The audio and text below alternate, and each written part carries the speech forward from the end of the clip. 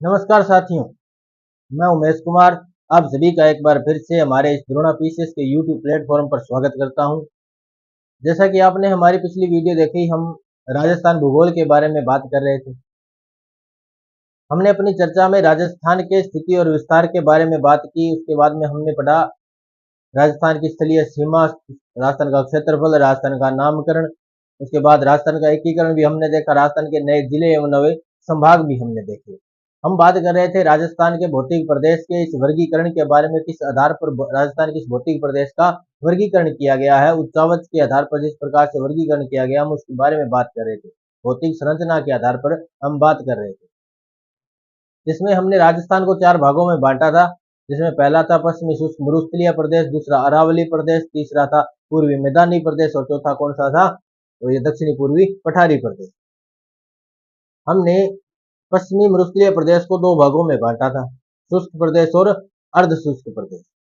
शुष्क प्रदेश को आगे हमने फिर 2 उप भागों में बांटा, बालू का स्तूप युक्त और बालू का स्तूप मुक्त प्रदेश। तो हमने बालू का स्तूप युक्त प्रदेश के बारे में बात कर ली थी, जिसमें हमने देखा किस प्रकार से इस क्षेत्र में विशेषताएं पाई जाती है, क्या विशेषताएं हैं, बालू का स्तूप क्या होते हैं, किस प्रकार से उनका निर्माण होता है, उनका वर्गीकरण विस्तार किस प्रकार से, हमने वो भी चर्चा की। यदि आपने हमारी पिछली वीडियो नहीं देखी है तो आप हमारे यूट्यूब प्लेटफॉर्म पर हमारी प्लेलिस्ट में आप वीडियो देख सकते हैं। आज हम बात करेंगे बालू का स्तूप मुक्त प्रदेश में, जो कल हमने बात प्रारंभ कर दी थी, उसके बाद आगे हम चर्चा करेंगे। तो हमने पश्चिमी शुष्क मरुस्थल को 2 भागों में बांटा। पश्चिमी शुष्क मरुस्थलीय प्रदेश को कितने भागों में बांटा, 2 भागों में बांटा। एक तो शुष्क प्रदेश जो 0 से 25 सेमी वर्षा वाला क्षेत्र है, और दूसरा कौन सा, अर्ध शुष्क प्रदेश। अर्ध शुष्क प्रदेश जो कौन सा क्षेत्र है, 25 सेमी वर्षा से 50 सेमी वर्षा वाला क्षेत्र है। इस प्रकार से हमने पश्चिमी शुष्क मरुस्थल को 2 भागों में बांट दिया। शुष्क मरुस्थल को हमने आगे और 2 भागों में बांटा था, कौन कौन से थे, तो बालू का स्तूप युक्त, बालू का स्तूप युक्त प्रदेश, और कौन सा था, बालू का स्तूप मुक्त प्रदेश। बालू का स्तूप मुक्त प्रदेश। तो इस प्रकार से हमने पश्चिमी शुष्क मरुस्थल का वर्गीकरण किया था। पश्चिमी मरुस्थलीय प्रदेश का क्या किया था, वर्गीकरण किया था, शुष्क प्रदेश और अर्ध शुष्क प्रदेशों में बांटा था। शुष्क प्रदेश और अर्ध शुष्क प्रदेशों में राजस्थान का इस भूभाग का वर्गीकरण किया था, जिसमें हमने बालू का स्तूप युक्त प्रदेश में देखा था, बालू का स्तूपों के बारे में बात की, यहाँ का जनजीवन कैसा है उसके बारे में बात की। बालू का स्तूप मुक्त प्रदेश पे हम आ चुके थे, उसके बारे में आज हम चर्चा करने वाले हैं। कल हमने इसमें लाठी सीरीज के बारे में भी चर्चा की थी, नखलिस्तान जिसे कहते हैं उसके बारे में भी चर्चा की थी। आपने यदि वो वीडियो अभी तक नहीं देखी है तो आप हमारे YouTube प्लेटफॉर्म पर जाकर वो पिछली क्लास देख सकते हैं। आज हम चर्चा करेंगे उसके आगे। कल हमने एक छोटी सी बात की थी हमादा क्षेत्र के बारे में। इसके बारे में, हमादा क्षेत्र के बारे में। तो ये हमादा क्षेत्र क्या होता है, आज इसके बारे में हम चर्चा करेंगे। क्या होता है हमादा क्षेत्र, क्या होता है इर्ग क्षेत्र, क्या होता है रेग क्षेत्र, हम उस टर्म के बारे में बात करेंगे। ये टर्म कई बार एग्जाम में पूछ लिए जाते हैं। तो इस प्रदेश के लिए कुछ टर्म यूज होते हैं, जिसमें से पहला कौन सा है, हमादा प्रदेश। हमादा, हमादा क्या होता है उसके बारे में बात करेंगे। कल हमने थोड़ी सी बात की थी कि पोकरण, फलोदी और बालोतरा के बीच का क्षेत्र, कौन सा क्षेत्र, पोकरण, फलोदी और बालोतरा के बीच का क्षेत्र, के बीच का क्षेत्र जो कैसा है, पथरीला है। ये क्षेत्र कैसा है, पथरीला क्षेत्र है, पथरीला क्षेत्र है, चट्टानी क्षेत्र है, चट्टानी क्षेत्र है, पथरीला क्षेत्र है, चट्टानी क्षेत्र है, अवसादी चट्टानों से बना हुआ ये क्या है, क्षेत्र है, अवसादी चट्टानों का क्षेत्र है। चुनने की यहाँ पर क्या पाई जाती है, पर्याप्तता पाई जाती है। उसके बाद ये जो पथरीला क्षेत्र है, ये पथरीला जो मरुस्थल है, ये जो पथरीला मरुस्थल है, ये मरुस्थल का हिस्सा है। कैसा मरुस्थल होगा? तो पथरीला मरुस्थल होगा। कौन सा मरुस्थल होगा? पथरीला मरुस्थल होगा। तो इस पथरीले मरुस्थल को ही क्या कहते हैं? हमादा कहते हैं। क्या कहते हैं? हमादा कहते हैं। इस पश्चिमी मरुस्थलीय प्रदेश में जो पथरीला मरुस्थल पाया जाता है उसी को क्या कहते हैं? हमादा कहते हैं।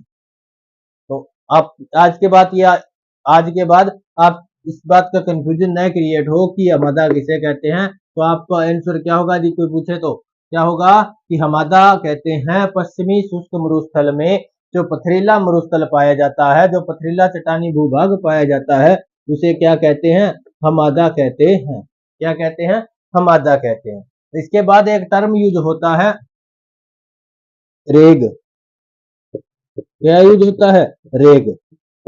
ये रेग क्या है? रेग से पहले अपने पढ़ लेते हैं इर्ग, ताकि हमें ये रेग आसानी से समझ हो। तो एक टर्म यूज होता है इर्ग। क्या यूज होता है?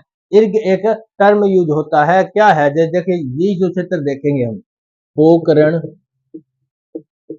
फलोदी और बालोतरा, इसके बीच का ये जो हमादा क्षेत्र है, इसके बीच तो कौन सा क्षेत्र है? हमादा क्षेत्र है। और हमादा क्षेत्र के बाहर जो रेतीला मरुस्थल है, जो संपूर्ण मरुस्थलीय प्रदेश में पाया जाता है, संपूर्ण पश्चिमी मरुस्थलीय प्रदेश में जो रेतीला मरुस्थल पाया जाता है उसे ही क्या कहते हैं? इर्ग कहते हैं। तो हमादा क्षेत्र के चारों तरफ या उसके बाहर जो मरुस्थल पाया जाता है, जो रेतीला मरुस्थल है, कैसा मरुस्थल है? रेतीला मरुस्थल। रेतीला मरुस्थल है, उसे रेतीले मरुस्थल को क्या कहते हैं? तो इर्ग कहते हैं दोस्त। क्या कहते हैं? इर्ग कहते हैं। हमादा किसे कहते हैं? तो पोकरण, फलोदी और बालोतरा के बीच का वो क्षेत्र जो चट्टानी है, पथरीला है, जो पथरीला मरुस्थल है, उस पथरीले मरुस्थल को क्या कहते हैं? हमादा कहते हैं। और हमादा क्षेत्र के बाहर जो रेतीला मरुस्थल है उसे क्या कहेंगे? तो इर्ग कहेंगे। क्या कहेंगे? इर्ग कहेंगे। तो ये बात आपको पता चल गई। अब हम देखेंगे कि रेग किसे कहते हैं। रेग किसे कहते हैं? हमादा, इर्ग और रेग। इनसे कई बार डायरेक्ट क्वेश्चन पूछ लिए जाते हैं। ये परिभाषा देकर के आपसे पूछा जा सकता है, डेफिनेशन देकर के आपसे पूछा जा सकता है कि ये डेफिनेशन किस टर्म के लिए यूज होती है। जी यहाँ पे लिखा जाए कि हमादा क्षेत्र के चारों तरफ पाए जाने वाला रेतीला मरुस्थल क्या कहलाता है। तो इस प्रकार का यदि डेफिनेशन देख के आपको वो टर्म पूछ लिया जाए तो आपका आंसर क्या होगा कि जो पथरीला मरुस्थल है उसके चारों तरफ का जो रेतीला मरुस्थल है वो क्या कहलाता है? इर्ग कहलाता है। और हमादा क्षेत्र एक पथरीला क्षेत्र है। कैसा क्षेत्र है? पथरीला मरुस्थल है, जो क्या कहलाता है? हमादा कहलाता है। और रेतीला मरुस्थल क्या कहलाता है? इर्ग कहलाता है। चलें आगे। तो अब देखो, इसके बाद हम देखेंगे रेग क्या होता है। रेग किसे कहते हैं? तो तीसरा टर्म यूज होता है रेग। एक शब्द आता है रेग की। ये रेग क्या है? तो वही क्षेत्र, कौन सा क्षेत्र? पोकरण, फलोदी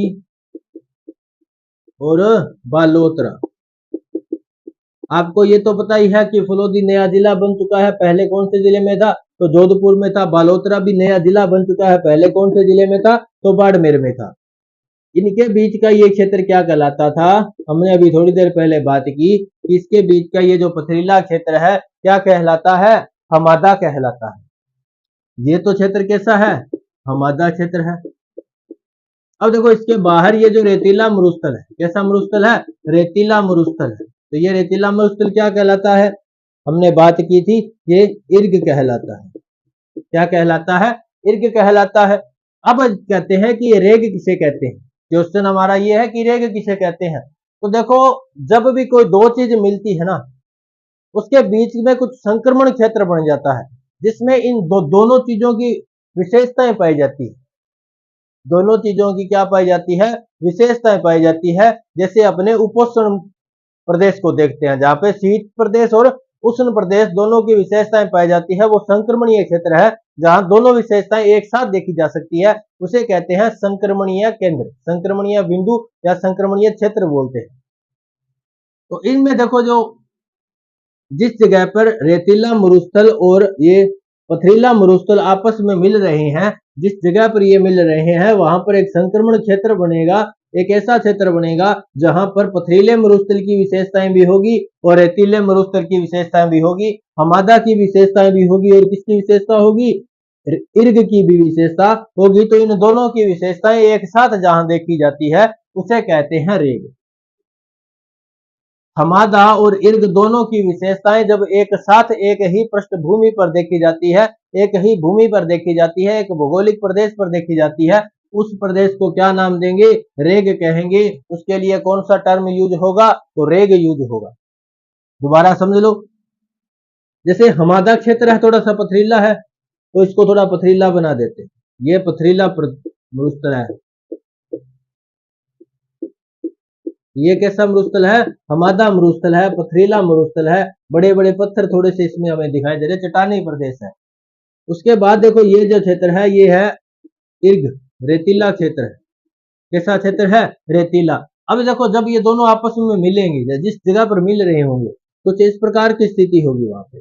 जैसे यहाँ पे ये मिल रहे हैं तो यहाँ पे क्या होगा, इसका विस्तार भी होगा और इसका विस्तार भी होगा। कैसे होगा, ये जो पत्थर है यहाँ पे बड़े हैं तो यहाँ पे थोड़े छोटे हो जाएंगे, क्या हो जाएंगे, इस जगह थोड़े छोटे हो रहे होंगे।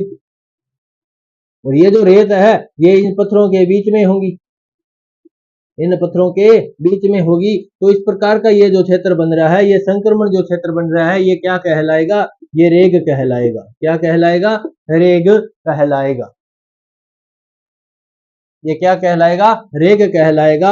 इर्ग और हमादा दोनों का मिश्रित क्षेत्र, मिश्रित क्षेत्र, संक्रमण क्षेत्र, जहां इन दोनों की मिश्रित विशेषताएं पाई जाती हैं, जहां पे हमादा की विशेषताएं भी देखी जाती है और इर्ग की विशेषता भी देखी जाती है, वो स्थल क्या कहलाएगा, रेग कहलाएगा। तो हम कह सकते हैं पथरीला और रेतीला दोनों का जो मिश्रित मरुस्थल है, तो उस मिश्रित मरुस्थल को ही क्या कहते हैं, रेग कहते हैं। तो अब हम इन तीनों की डेफिनेशंस अलग लिख लेते हैं ताकि हमें कंफ्यूजन न हो। अब उनकी तीनों की डेफिनेशंस लिख लेते हैं। मैं आशा करता हूं कि आपने ये डायग्राम ड्रॉ किया होगा या आपने स्क्रीनशॉट लिया होगा। अब हम आगे देखते हैं, इन तीनों की क्या करते हैं, डेफिनेशंस एक साथ लिख लेते हैं ताकि कंफ्यूजन क्रिएट न हो।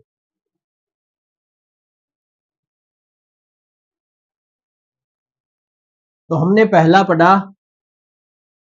हमादा क्षेत्र, हमादा क्षेत्र। तो इसमें लिखेंगे पश्चिमी शुष्क मरुस्थल में पथरीला मरुस्थल, पश्चिमी शुष्क मरुस्थलीय प्रदेश में पाए जाने वाला पथरीला मरुस्थल, पथरीला मरुस्थल, मरुस्थल जो कहां पाया जाता है, पोकरण, फलोदी व बालोतरा के बीच पाया जाता है, के बीच पाया जाता है। क्या लिखेंगे, पश्चिमी शुष्क मरुस्थलीय प्रदेश में पोकरण, फलोदी व बालोतरा के बीच पाए जाने वाला पथरीला मरुस्थल क्या कहलाता है, हमादा कहलाता है। क्या कहलाता है, हमादा कहलाता है। हमारा दूसरा क्षेत्र कौन सा था, तो इर्ग था। इर्ग के लिए हम बात कर लेते हैं कि इर्ग क्या है। तो इसमें हम लिख सकते हैं पश्चिमी शुष्क मरुस्थल में हमादा के चारों तरफ जो रेतीला मरुस्थल पाया जाता है वो क्या कहलाता है, इर्ग कहलाता है। तो हम लिख सकते हैं हमादा के चारों तरफ या संपूर्ण मरुस्थलीय प्रदेश में, मरुस्थलीय प्रदेश में पाए जाने वाला रेतीला मरुस्थल, रेतीला मरुस्थल क्या कहलाता है, तो इर्ग कहलाता है। क्या कहलाता है, इर्ग कहलाता है। अब हम देखते हैं रेग के बारे में। रेग हमने बात कर ली, हमादा किसे कहते हैं, इर्ग किसे कहते हैं। तो रेग हमें अपने आप समझ में आ जाना चाहिए कि इन दोनों का जो मिश्रित क्षेत्र होगा वो क्या कहलाएगा, रेग कहलाएगा। देख लेते हैं, लिख लेंगे कि ऐसा क्षेत्र जहां पथरीला और रेतीला दोनों क्षेत्र पाए जाते हैं, ऐसा क्षेत्र या ऐसा प्रदेश, ऐसा मरुस्थलीय प्रदेश जहां हमादा व इर्ग दोनों की विशेषताएं, यहाँ पे लिख सकते हैं पथरीला व रेतीला विशेषताएं पाई जाती हो, पाई जाती हो, अथवा मिश्रित मरुस्थल, मिश्रित मिश्रित मरुस्थल। ये मिश्रित मरुस्थल क्या कहलाता है? तो रेग कहलाता है। पूछा जा सकता है कि रेगिस्तान में या मरुस्थलीय प्रदेश में ऐसा मिश्रित प्रदेश जहां पथरीला और रेतीला दोनों भाग एक साथ पाए जाते हैं, क्या कहलाता है? तो आपका आंसर क्या होना चाहिए कि वो सर रेग कहलाता है।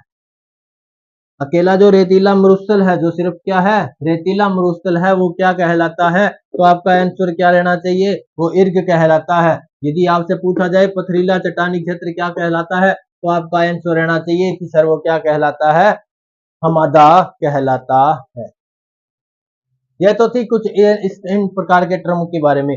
अब आगे एक शब्द आता है प्लाया क्या होती है, टाड क्या होती है, रन क्या होती है। ठीक है, और उसके बारे में भी हम जब चर्चा करेंगे, कुछ ऐसे क्षेत्रों के बारे में, यहाँ के कुछ शब्दों के बारे में चर्चा करेंगे जो है यहाँ आम चलते हैं, यहाँ की कुछ खास विशेषताएं जो इस प्रदेश को अलग बनाती है, अलग पहचान दिलाती है, उनके बारे में भी हम क्या करेंगे, यहाँ पे अब चर्चा करने वाले हैं। क्या करेंगे? चर्चा करने वाले हैं। प्लाया, रन और टाड क्या होती है उसके बारे में देखेंगे।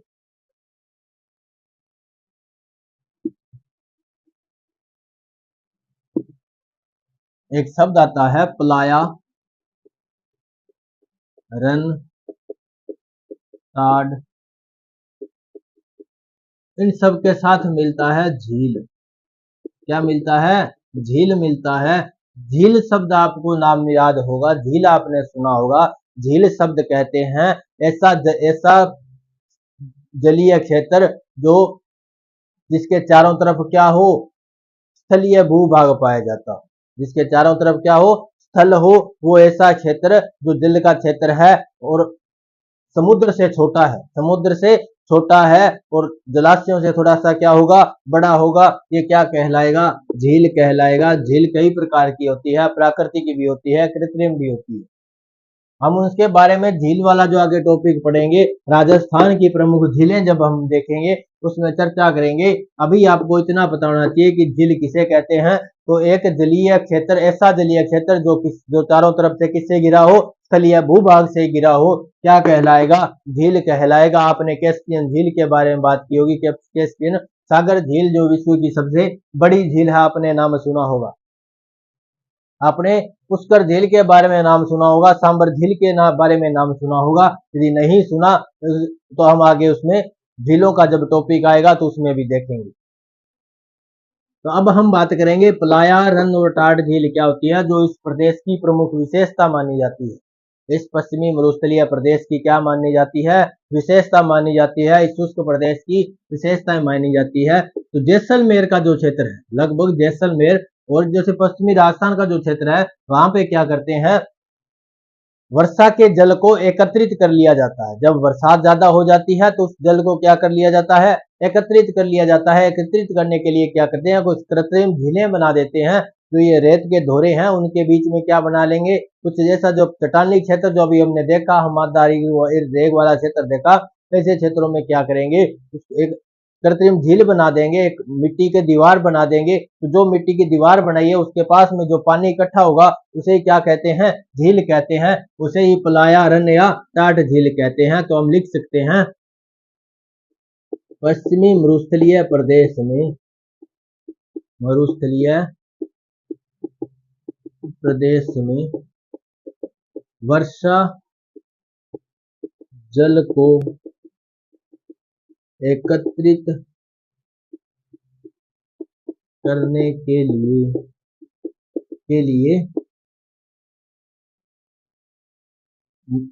चट्टानी क्षेत्र, यानी जो ऐसा क्षेत्र जो जिसकी जमीन नीचे क्या हो, थोड़ी सी पक्की हो, अलग जगहों से क्या हो, थोड़ा सा चट्टानी हो, के लिए रेगिस्तान के चट्टानी भूभाग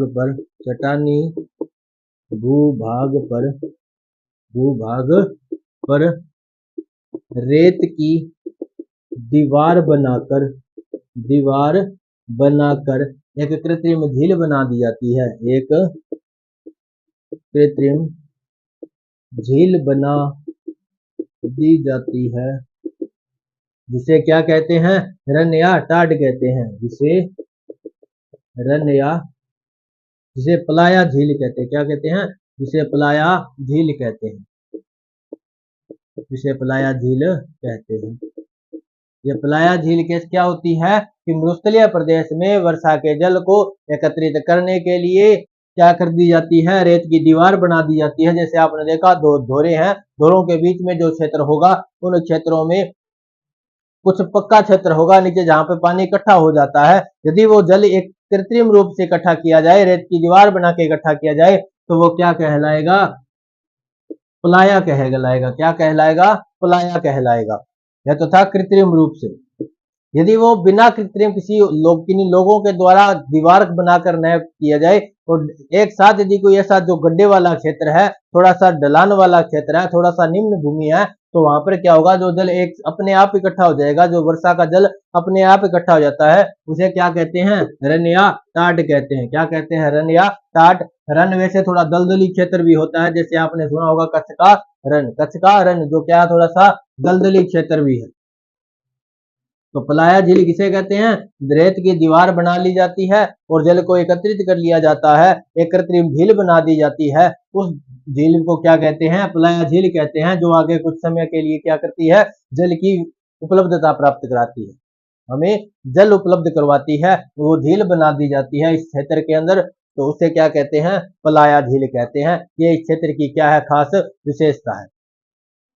जैसे इसको एक डायग्राम में देख लेते हैं। जैसे वर्षा का जल है, ये क्या था? कुछ निम्न भूमि थी। यहाँ पे चारों तरफ क्या है? धोरे है। यहाँ की ये निम्न भूमि है। इस जगह क्या किया इन्होंने? एक दीवार बना दी। क्या बना दी? एक दीवार बना दी। इस प्रकार रेत की क्या बना दी? दीवार बना दी। वर्षा का जल आया, इस जगह क्या हो जाएगा? एकत्रित हो जाएगा। यही क्या कहलाती है? प्लाया कहलाती है। क्या कहलाती है? प्लाया कहलाती है। अब देखो ये रेगिस्तानी क्षेत्र है, इसके जो भूभाग में क्या पाया जाता है? नमक पाया जाता है, फ्लोराइड पाया जाता है। तो ये जो नमक है, ये क्या है? यहाँ से जिस इसके अंदर घुल जाएगा। क्या होगा? इसके अंदर जब ये नमक घुलेगा, तो ये जगह कैसी हो जाएगी? ये जो पानी है कैसा होगा? थोड़ा सा खारा होगा। जब क्या होगा? ये जो पानी है जैसे जैसे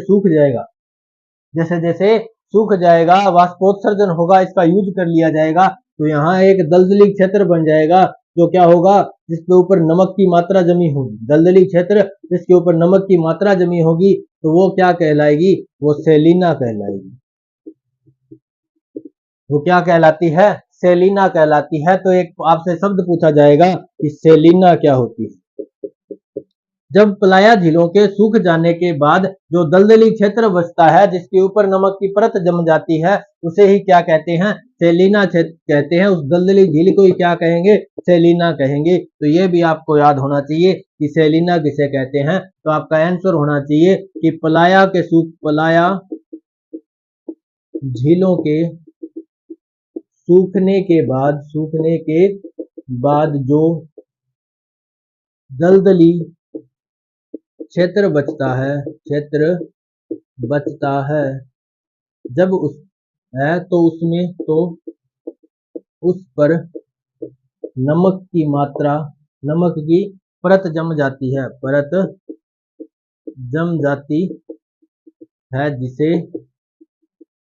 जिससे बनने वाली झील यानी एक दलदली झील बन जाएगी, जिसे क्या कहेंगे? सेलिना झील कहेंगे। सेलिना झील कहते हैं।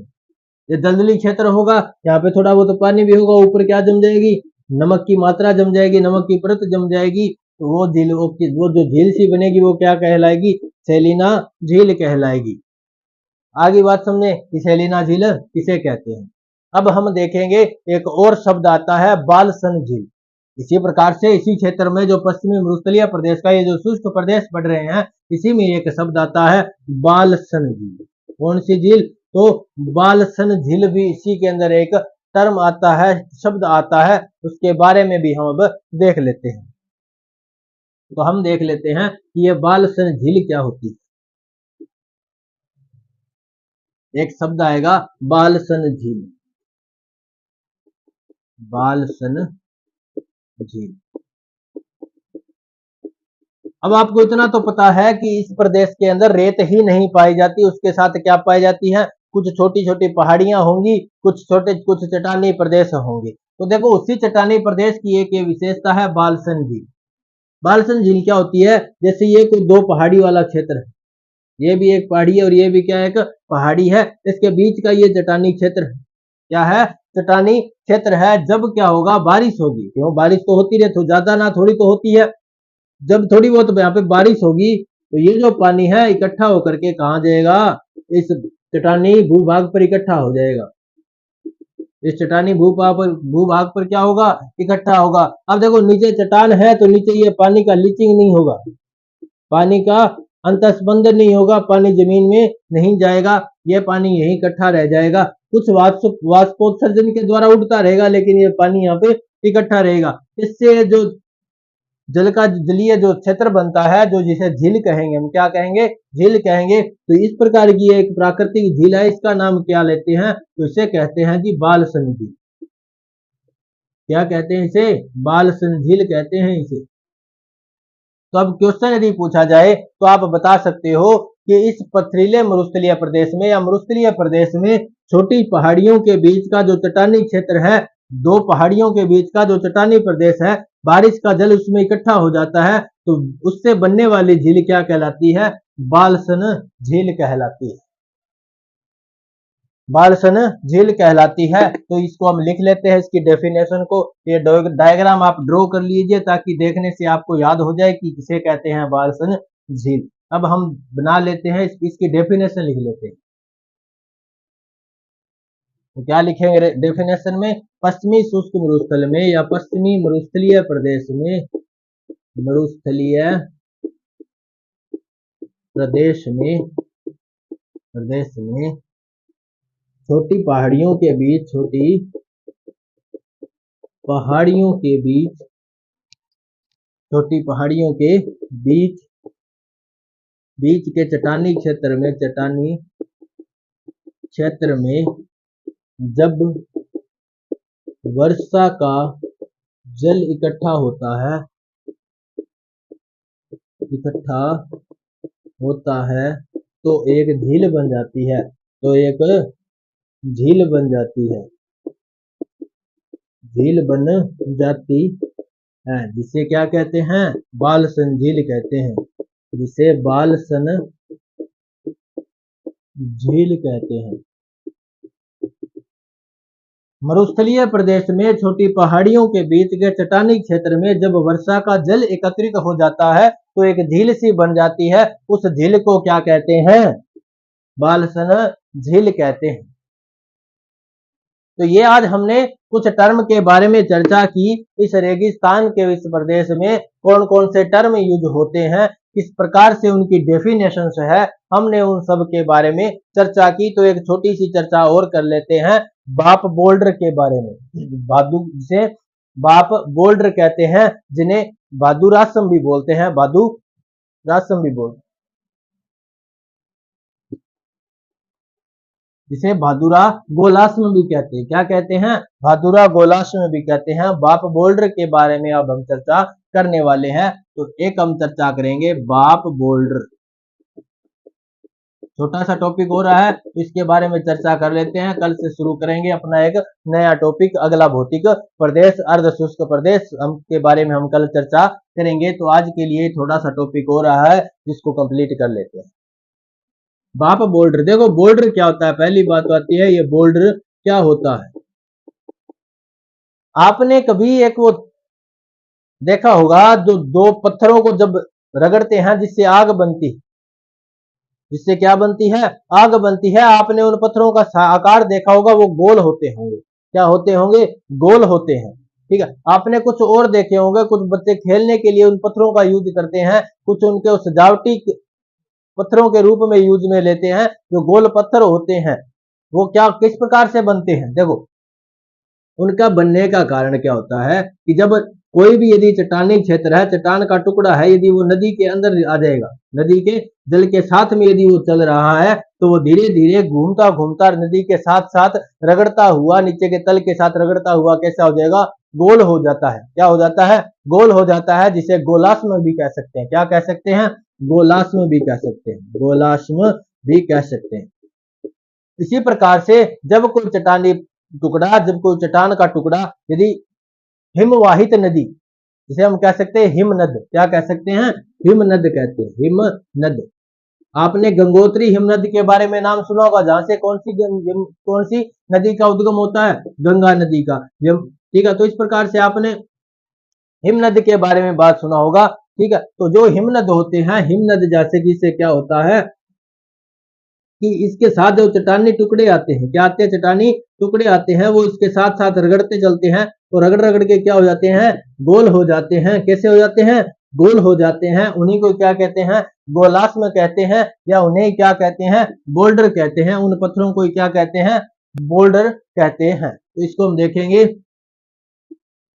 नदी के साथ बहाकर लाए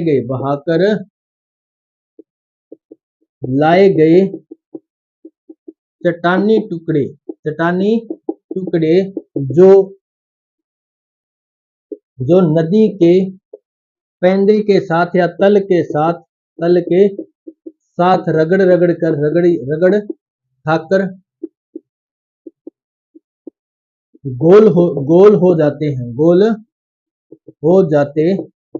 हैं, उन्हें बोल्डर या गोलाश्म कहते हैं, गोलाश्म कहते हैं। उन्हें बोल्डर या गोलाश्म कहते हैं। अब देखो राजस्थान में ये गोलाश्म कहाँ पाए गए, तो राजस्थान में एक गांव है बाप गांव, जो जोधपुर जिले में आता है। तो उस बाप जिले में बाप गांव में क्या पाए जाते हैं, ये बोल्डर देखे गए। यहाँ से ये बोल्डर कुछ मिले, ये पत्थर के टुकड़े मिले, गोल पत्थरों के क्या मिले, टुकड़े मिले। तो कहाँ पे मिले ये, राजस्थान में यदि पूछे यहाँ कहाँ पे मिले, तो एक गांव है बाप, वह एक बाप, वह गांव है भादुरा। कौन सा गांव है, भादुरा या बाप। इन दोनों गांवों से क्या मिले, ये पत्थर मिले, ये क्या मिले, ये बोल्डर्स मिले, ये गोलाश्म मिले। इसीलिए इन्हें कहते हैं बाप बोल्डर या भादुरा गोलाश्म। क्या बोलते हैं इन्हें, बाप बोल्डर या भादुरा गोलाश्म कहते हैं। ये यहाँ पे क्या गए पाए गए थे।